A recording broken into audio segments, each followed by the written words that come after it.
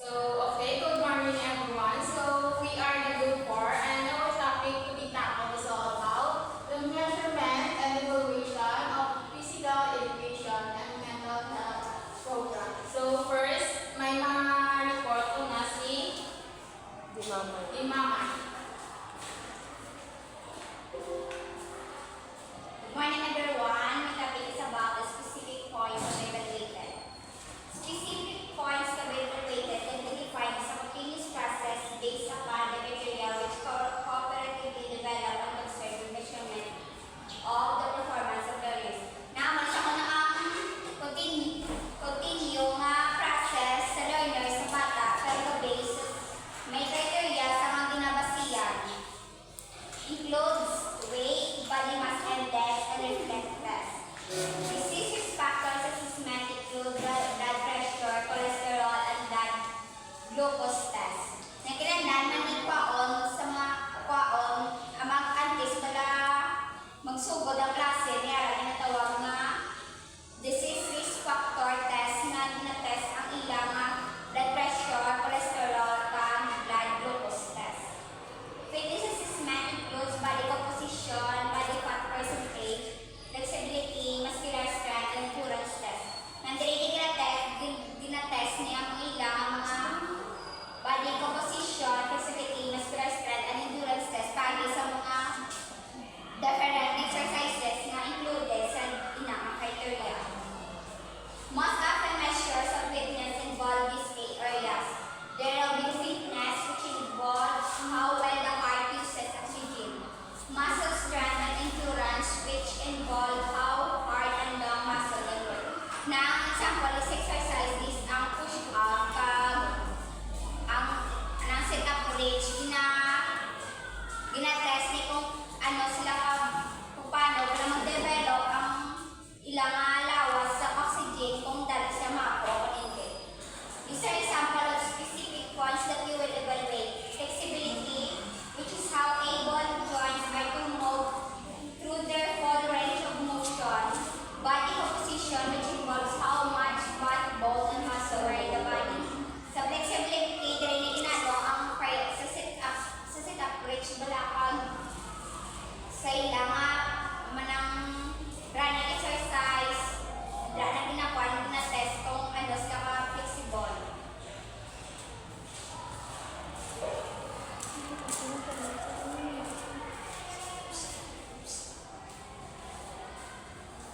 Suggested question to be answered by the teacher.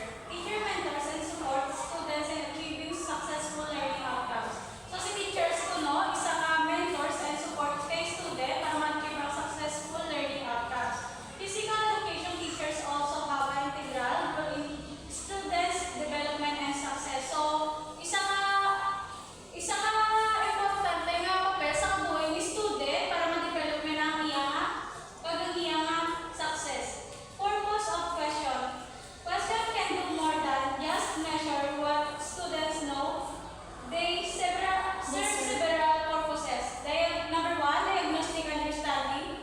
Question help assess students' understanding of material. So, ang pagpupuno, ang wala siyang kapulit, mag-assess kay student para maintindihan ang mga bagay-bagay.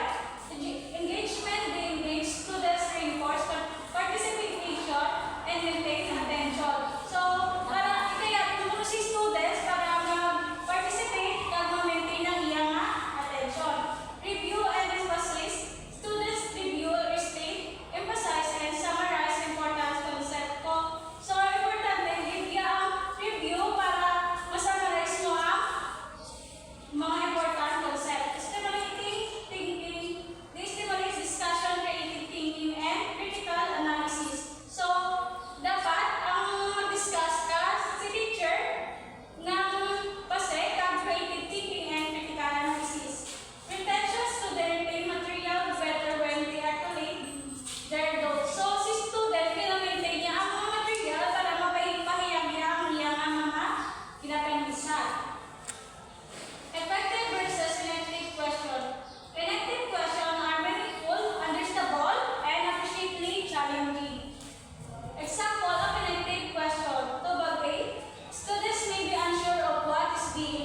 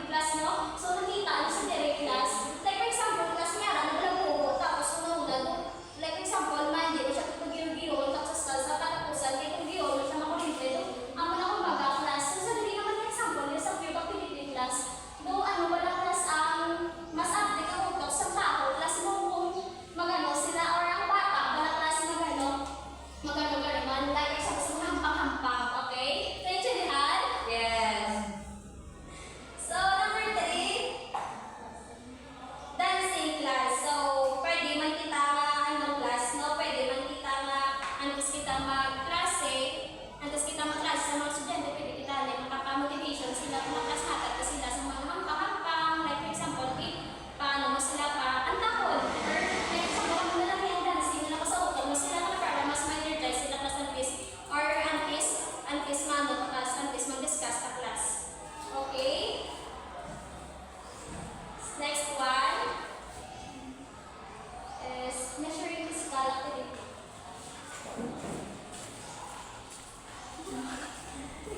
So, good morning everyone. So, ang aking topic is about measuring physical activity.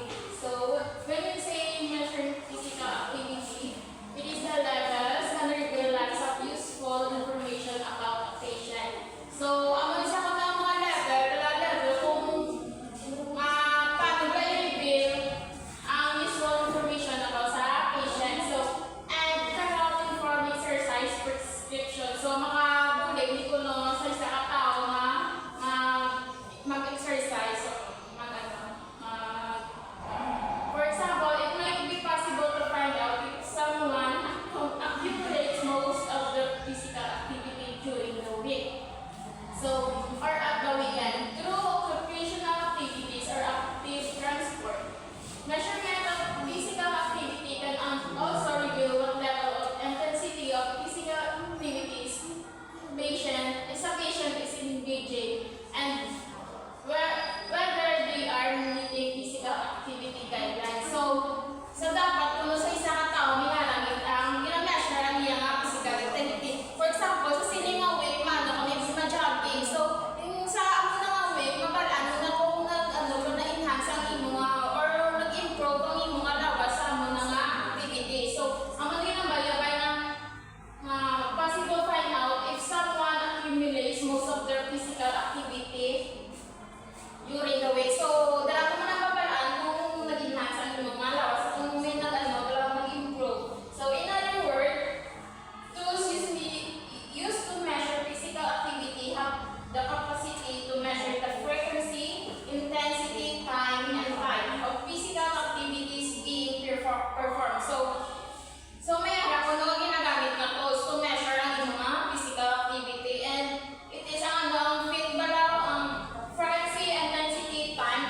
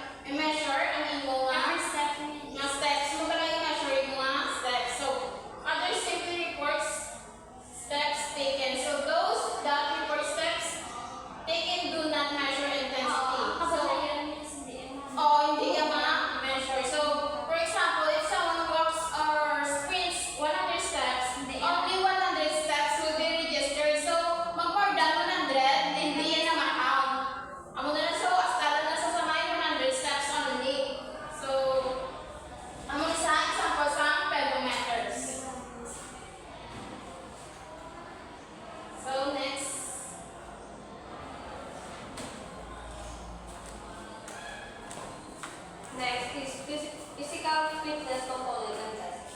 These components are pertaining to the athletic ability of an individual. There are 10 components of physical fitness. First is muscular strength. Second, muscular endurance.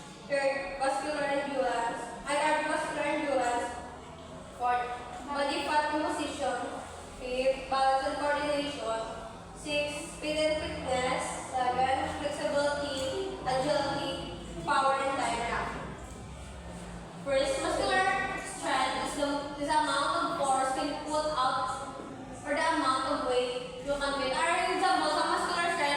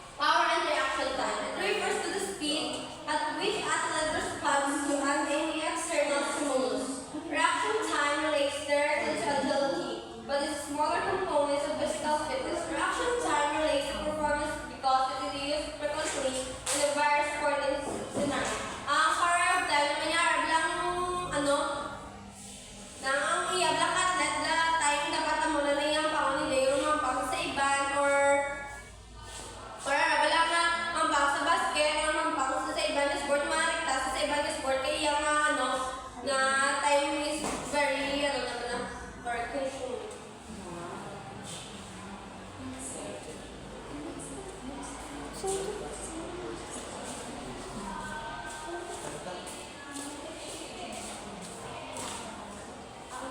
be the measuring and understanding. Measuring and understanding and knowledge in physical education. Measuring and understanding knowledge in physical education and health typically involves assessing various aspects of subject matter.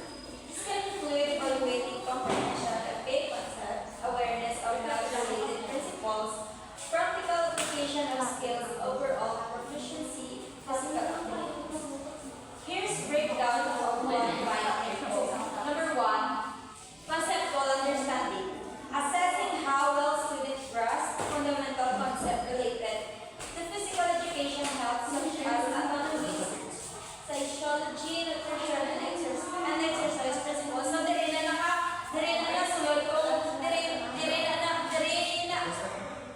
mabalaan sa estudyante kung ano ang unod sa ginatawag na physical education. Number two, knowledge of health and wellness.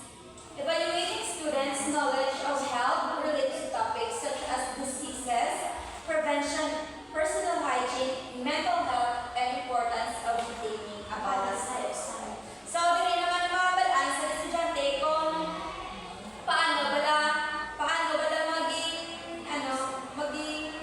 dili na maintindihan kung paano maging physically healthy, paano sila mag-hygiene sa kagalingon nila, tapos paano sila mag-balance ang healthy lifestyle. Number three, skill proficiency, measuring students' ability to perform various physical activities and exercises such as sports skill, fitness routine, and proper techniques for stretching and strengthening exercises. Dili naman ni isang student ma-measure kung dili naman ni as a student kung paano mag-measure wala sa ilang physical activities.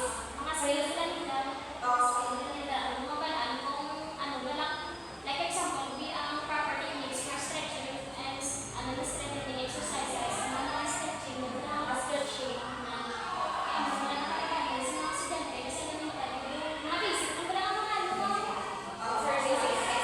Basic exercise.